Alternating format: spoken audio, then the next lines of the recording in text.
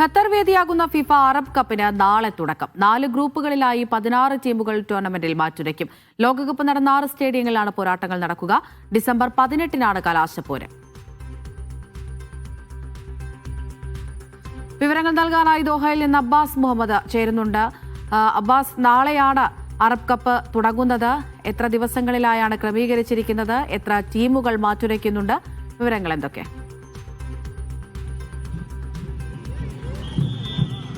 നമ്മളിപ്പോൾ നിൽക്കുന്നത് ദോഹയിലെ വളരെ പ്രധാനപ്പെട്ട സൂക്കായ സൂക്ക് വാക്കിഫിലാണ്. ഇപ്പോൾ നമുക്ക് കാണാവുന്ന പോലെ ഈ അറബ് കപ്പിൻ്റെ ഒരു ആവേശം എൻ്റെ പിന്നിൽ കാണാം.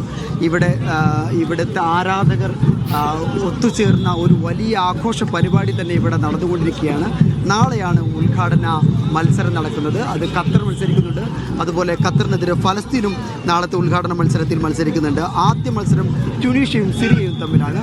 ട്യൂണീഷ്യയുടെ ആരാധകരാണ് നിലവിൽ ഇവിടെ ഈ സൂക്ക് വാക്കിഫിനെ ഇത്രയും സാംസ്കാരിക സമ്പന്നമാക്കി മുദ്രാവാക്യങ്ങളോടുകൂടെ അവരുടെ ചാൻഡുകളോടുകൂടെ ഇവിടെ സജീവമാക്കി നിലനിർത്തുന്നത്. സൂക്ക് വാക്കിഫിൽ എല്ലാ ദിവസവും ഇങ്ങനെയുള്ള പ്രോഗ്രാമുകൾ നടക്കാറുണ്ട്. ഇവിടെയുള്ള ഓരോ ടീമുകളുടെയും സാംസ്കാരിക ആഘോഷങ്ങൾ, പരിപാടികളൊക്കെ സംഘടിപ്പിക്കുന്നുണ്ട്.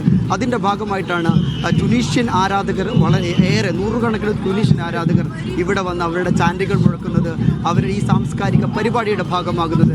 ഖത്തർ എങ്ങനെയാണ് ഒരു കായിക ടൂർണമെൻറ്റ്, ഒരു കായിക മത്സരത്തെ ഒരു സാംസ്കാരിക ആഘോഷമാക്കി മാറ്റുന്നതിൻ്റെ ഒരു വളരെ നമ്മുടെ കണ്ടുകൊണ്ടിരിക്കുന്ന ഒരു തെളിവാണ് നമ്മളിപ്പോൾ സുക്ക് വാക്കിഫിൽ കാണുന്നത്. നാളെ ഉദ്ഘാടന മത്സരം ട്യൂണീഷ്യയും സിറിയയും തമ്മിലാണ്. രണ്ടാമത്തെ മത്സരം ഖത്തറും അതുപോലെ ഫലസ്തീനും തമ്മിലാണ്. നമുക്ക് ഫലസ്തീനിലെയൊക്കെ സംഘർഷങ്ങളുടെ, യുദ്ധത്തിൻ്റെ സാഹചര്യമൊക്കെ അറിയാം. ആ സാഹചര്യങ്ങൾക്കിടയിലാണ് ഫലസ്തീൻ അറബ് കപ്പിൽ പന്ത് തട്ടാനെത്തുന്നത് എന്നുള്ള സവിശേഷത കൂടി, ആ രാഷ്ട്രീയ സാഹചര്യം കൂടിയുണ്ട്. സിറിയയിലെ രാഷ്ട്രീയ പശ്ചാത്തലവും നമുക്കറിയാം. ഇങ്ങനെ സംഘർഷങ്ങളുടെ ഭൂമികയിൽ നിന്നുള്ള രാജ്യങ്ങൾ ഇവിടെ അറബ് കപ്പിലേക്ക് പന്ത് തട്ടുന്ന ഒരു രാഷ്ട്രീയ പ്രാധാന്യം കൂടി ഈ അറബ് കപ്പിനുണ്ട്. ഇന്നു മുതൽ ഡിസംബർ 18 വരെയാണ് ഈ അറബ് കപ്പിൻ്റെ നിശ്ചിത സമയമെന്ന് പറയുന്നത്. ഈ സമയത്തിനുള്ളിൽ 4 ഗ്രൂപ്പുകളിലായി 16 ടീമുകളാണ് ആഫ്രിക്കയിൽ നിന്നും അറബ് ലോകത്തു നിന്നും പങ്കെടുക്കുന്നത്. അടുത്ത ലോകകപ്പിൽ പങ്കെടുക്കുന്ന 7 രാഷ്ട്രങ്ങൾ, ലോകകപ്പിലേക്ക് ക്വാളിഫൈ ചെയ്ത 7 രാഷ്ട്രങ്ങൾ കൂടി ഈ അറബ് കപ്പിൽ പങ്കെടുക്കുന്നുണ്ട് എന്നുള്ളത് ഈ അറബ് കപ്പിൻ്റെ ഒരു പ്രാധാന്യത്തെ വിളിച്ചുകൊന്നത് കൂടിയാണ്. ഏതായാലും അണ്ടർ 17 ലോകകപ്പിൻ്റെ ആരവങ്ങൾ ഒടുങ്ങുന്നതിന് മുമ്പാണ് അടുത്ത ഒരു ടൂർണമെൻറ്റിൻ്റെ ആഘോഷങ്ങളിൽ കൂടി ഖത്തർ കടക്കുന്നത്. ഖത്തറിന് ഇത് വെറും ഒരു സ്പോർട്സ് ടൂർണമെൻറ്റ് മാത്രമല്ല, ഇത് വിവിധ സംസ്കാരങ്ങളും അതുപോലെ പൈതൃകങ്ങളും വിവിധ സമ്പന്നമായ കലാ പൈതൃകങ്ങളൊക്കെ ഒരുമിക്കുന്ന ഒരു സംഗമ വേദി കൂടിയാണ്.